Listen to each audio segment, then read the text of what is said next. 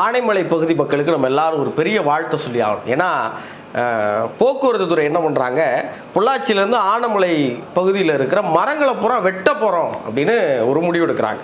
சாலையை விரிவுபடுத்த போகிறோம், இங்கே இருக்கிற விபத்துகளை தடுக்க போகிறோம் அப்படின்னு சொல்லி 22/4/2024 அன்னைக்கு திங்கக்கிழமை வெட்ட போகிறோம்னாங்க. அந்த பகுதியில் இருக்க எல்லா மக்களும் சேர்ந்து போகிறான்னாங்க. எல்லாரும் போகிறாங்க, சமூக வலைதளங்களில் போகிறான்னாங்க. ஆழம்புழுதுன்னு ஒரு அமைப்பு அவங்க போராடினாங்க. அங்கே இருக்கிற சோஷியல் மீடியா யங்ஸ்டர்ஸ்னு எல்லாரும் சேர்ந்து போராடி திங்கக்கிழமை எல்லாரும் ஒன்று கூடி இன்றைக்கி போக்குவரத்து துறை அந்த முடிவை கைவிட வச்சுருக்கிறாங்க. நம்ம எல்லாரும் சேர்ந்து அவங்களுக்கு ஒரு பெரிய தலைவணக்கம் கொடுக்கணும். ஏன்னா இன்றைக்கி அந்த பகுதியில் போனவங்களுக்கு தெரியும், பொள்ளாச்சியிலேருந்து ஆனைமலைக்கு 2 பக்கம் அப்படியே கொடை மாதிரி இருக்கும் மரம். அவ்வளவு பசுமையாக அவ்வளோ அழகாக இருக்கும். இந்த மரத்தை நாங்கள் வெட்ட போகிறோம், வெட்டிவிட்டு என்னையா செய்ய போகிறீங்க, இந்த மரத்தை திருப்பி உருவாக்க முடியுமா?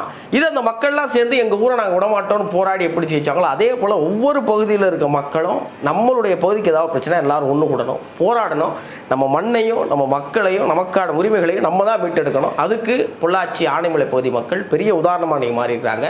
உங்கள் எல்லா சார்பாகவும் அவங்களுக்கு என்னுடைய வாழ்த்துக்கள்.